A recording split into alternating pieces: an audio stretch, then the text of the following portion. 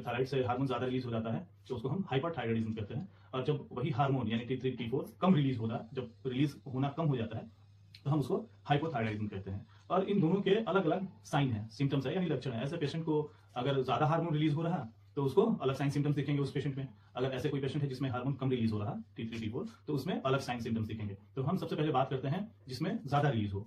अगर ऐसे कोई पेशेंट जिसमें हाइपरथायराइडिज्म हो तो उसमें क्या क्या दिखेंगे। सबसे पहले उसमें दिखेगा सडन वेट का लॉस हो जाना। इसमें अनएक्सप्लेन्ड वेट लॉस होता है, आपको पता ही नहीं चलेगा, आप सब कुछ कर रहे हो बट आपको वेट नहीं बढ़ेगा, वेट लॉस होता है। इसमें भूख का बढ़ जाना, आप इसमें आपको भूख लगेगा, बार बार आपको भूख लगेगा।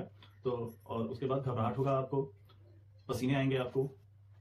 तो ऐसी साइन देखने को मिलते हैं हाइपरथायराइडिज्म में, यानी जिससे हार्मोन ज्यादा रिलीज हो। और अब हम बता रहे हैं उस चीज का साइन जिसमें हार्मोन कम रिलीज होता है। जिस पेशेंट में हार्मोन कम रिलीज होता है उस पेशेंट का वेट गेन हो जाता है, मोटापा हो जाता है, वजन बढ़ जाता है, गाल फूल जाते हैं और थकान होगा। वैसे पेशेंट को कॉन्स्टिपेशन की शिकायत रहेगी, यानी आप जब भी बाथरूम जाओगे मोशन क्लीन नहीं होगा, कॉन्स्टिपेशन का शिकायत रहेगा आपको। और हेयर फॉल होगा वैसे पेशेंट को जिसमें हार्मोन कम रिलीज हो रहा, तो वैसे पेशेंट का हेयर फॉल होता है। और एक मेन चीज होता है जैसा उसका वॉइस हो जाता है, जिसको हम बोलते हैं मेडिकल कंडीशन में हॉर्सनेस ऑफ वॉइस। मतलब आपकी आवाज घोड़े जैसी हो जाएगी, जैसे घोड़े चिढ़ाते हैं ना, आपकी आवाज उस जैसी हो जाएगी।